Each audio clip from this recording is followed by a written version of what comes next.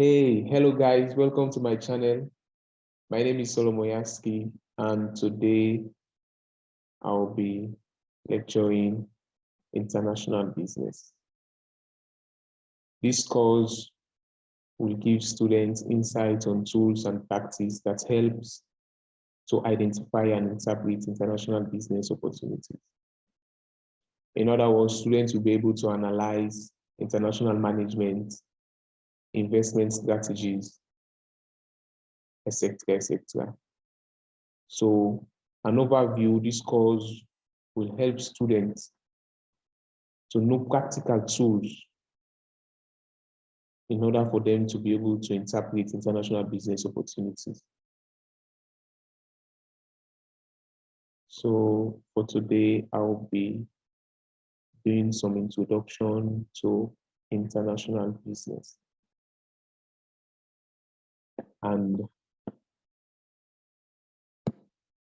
so today we'll be doing an introduction to international business. Maybe the following week, we'll do more videos on globalization, international politics, international culture, international trade, international financial markets and institution, multinational enterprise innovation and competitiveness, strategies for international business, multinational strategy, organizing strategy, corporate strategy and national competitiveness, multinational enterprise, marketing strategy, human resource management strategy, ethics and social responsibility, functional management and operation. I think that's what we'll cover for international business. So guys, today we are going to start with an introduction to international business. So what is international business? International business is defined as the study of transactions taking place across nations' borders for the purpose of satisfying the needs of individuals and organizations. Now, let's assume you are in Ghana and you are trading in Sierra Leone. That is international business, wherein you outsource what you produce locally to another country is what we refer to as international business. So basically, international business is any business that is done within two countries or more than two countries. Is what we refer to as international business. It can be individual, it can be private institution, it can be government, it can be organization. For the fact that you are outsourcing material, whether raw material, finished product, from one country to another, it is called international business.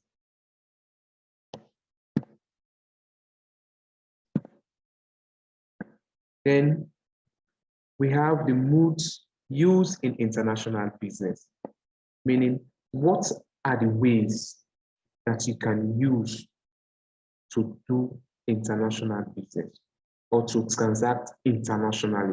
What are the means? What are the ways you can enter into international business? It's what we refer to as the modes used in international business. One, we have importing and exporting. What is importing? Importing, this is wherein you import goods, you outsource goods, produce raw material, produce in another country, into your country or into another country. Is what we refer to as importing. Now let's see, for example, the United States of America. The United States of America want to import cocoa from Ghana. So the means at which they are going to transfer that cocoa into the United States of America is what we call importing. The goods are being imported into United States of America from Ghana. There are certain advantages and disadvantages when you decide to import goods. One, you have to pay tariff. Two, you have to pay transportation costs. It comes with a lot, but it's very fast. That's the very fastest way to enter into international business. Another thing again is exporting. Exporting is wherein you produce goods locally, or you have raw materials, which can be any resources being produced locally, and now you decided to export it to another country, to send it to another country to do business or for transaction purposes. That is what we refer to as exporting. So exporting also comes with a lot of advantages and disadvantages. Because when you export goods, you get what? Foreign currency. Foreign currency come into your economy. Because the goods that you export, they are going to pay you in a foreign currency. They are not going to pay you in a local currency. They are going to pay you in a foreign currency. So that means foreign currency is being injected into that economy. It's what we call exporting. Then also we have what we call licensing and franchising. This is another mode of entering into international business. Licensing and franchising is where you gain an intellectual property right of a business to be producing that business that someone is producing in another country. Maybe that person do not have the resources to be producing that goods in your country. Let's say, for example, I am in Nigeria. I'm producing coffee and popcorn. Let's say it's called Yaski Coffee and Popcorn. I know if I produce that goods in Ghana, or if I produce it in Senegal, I will sell it at a higher cost. So, but I do not have the resources to establish a business in Senegal or in Ghana, with the exception of my existing business that is going on in Nigeria. So what should I do? Or what options do I have? Let's say I have a local business person that is in Ghana. That person can take my license. That person, let's assume that person have the finance to be producing what I'm producing in Nigeria. But since it is my business, that person will now have to pay me, which we refer to as, it will acquire a license for me, which could be in any form of intellectual property right. You know, so that person will be producing the popcorn and the coffee, like I'm producing it, but at the same time, that person will be paying me for my license because that person is using my own business name. So this is what we refer to as licensing and franchising. You can also get a franchise. Now look, for example, we have McDonald's. You can take a franchise from McDonald's and start operating McDonald's in your country.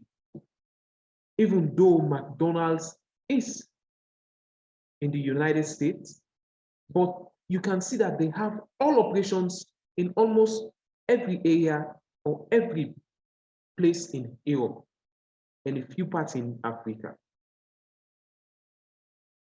Also, we have what we call contract manufacturing and outsourcing. What is that? Now we have some countries that have cheap labor. For example, China, India, Japan. These countries, they have cheap labor compared to the United States, United Kingdom, Germany, etc., etc. So if I'm a local producer, I'm producing, let's say, for example, I'm producing Dell in the United States of America. But if I decided to employ staff within the United States of America, what I will end up paying them, it will be huge compared to if I decide to be doing my operation in China. because China have lesser labor. So me producing some part of my Dell in China, giving the contract to China, to a set of people in China, is what we refer to as contract manufacturing, where a part of the Dell is being produced in China, and then they will now send it to me in United States. I will conclude it. That is the finished product, and put my license or put my label there. So by doing that, it's what we call contract manufacturing and outsourcing.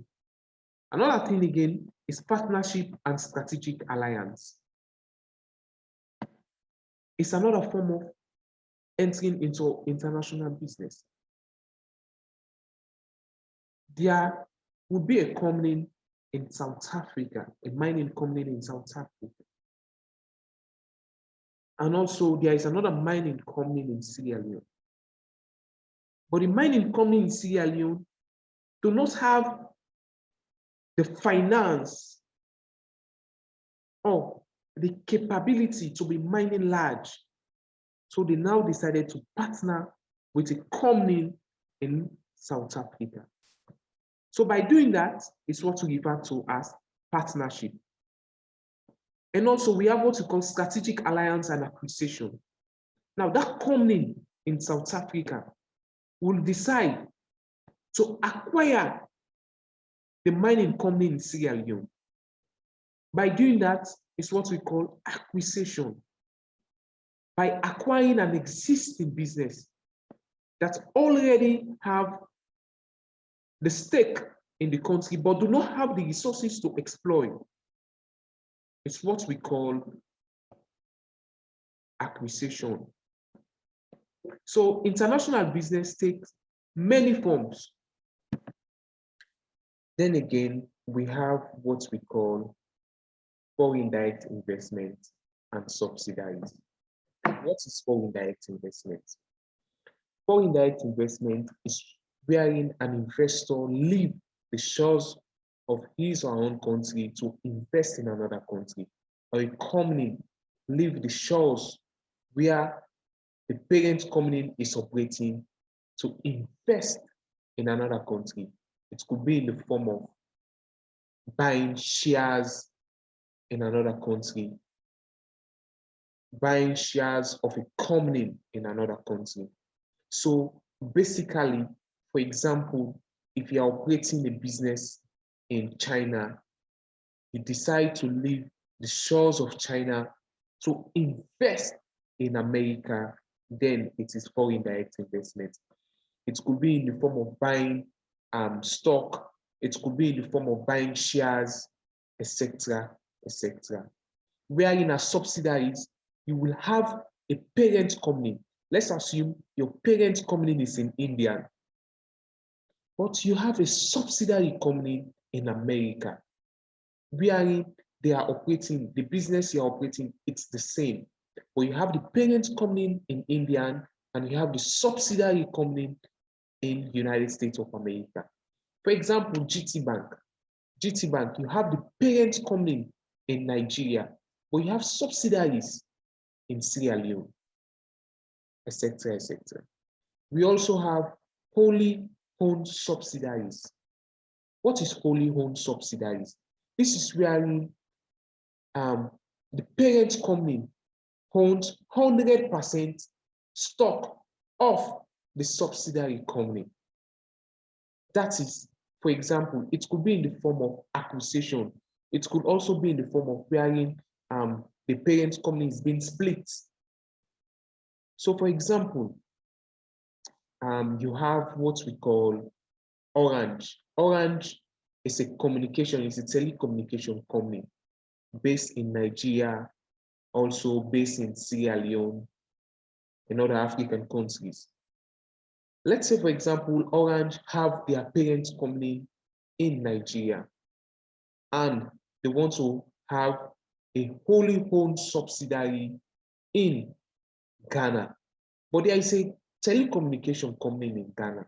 So they decide to acquire that telecommunication company in Ghana. So by acquiring, gaining 51% and above or 100%, that means the company they acquire in Ghana, the telecommunication company they acquire in Ghana, has been a wholly owned subsidiary, meaning it has been purchased by a parent company, or a parent company in Nigeria has 100% stock of that company. So that is what we refer to as a wholly owned subsidiary. Okay, guys?